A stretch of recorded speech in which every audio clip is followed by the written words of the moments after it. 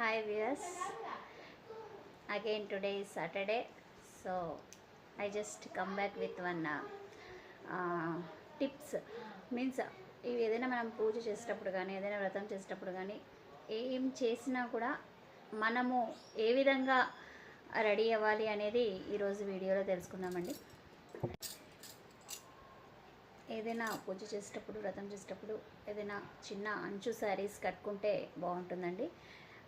ఆ రోజు ఉదయమే అంతా మన పరిసరాలంతా క్లీన్ చేసుకొని తర్వాత మనము క్లీన్గా ఉండాలి. అంటే ఏ విధంగా అంటే ఇట్స్ లైక్ మన హెడ్ బాత్ చేసి ఆ రోజు మంచిగా రెడీ అయ్యి, అంటే ఇట్స్ లైక్ మీరు ఎంత ఎంత మంచిగా రెడీ అయితే అంత మంచిగా మీ మనసు ఉంటుంది. అంటే మనము ఉండేదాన్ని బట్టే, మనం వేరే వాళ్ళకి కనిపించేదాన్ని బట్టే మన మన పరిస్థితులు కూడా ఉంటాయండి.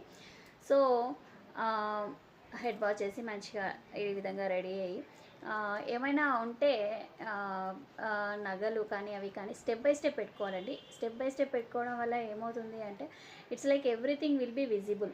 ప్రతిదీ కూడా విజిబుల్గా ఉంటుంది.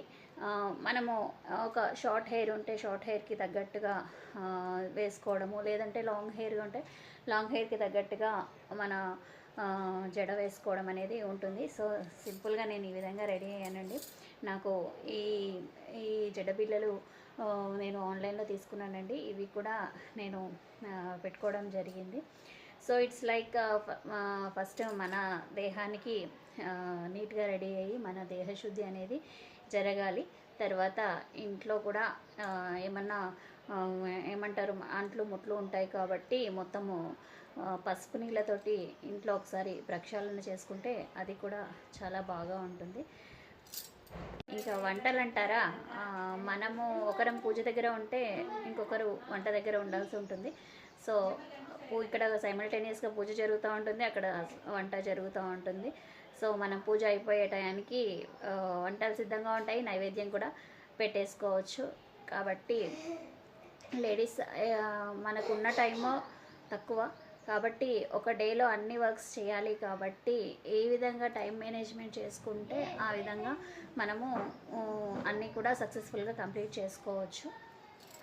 ఓకేనండి, thanks for watching. Please like, share and subscribe my channel. Thank you.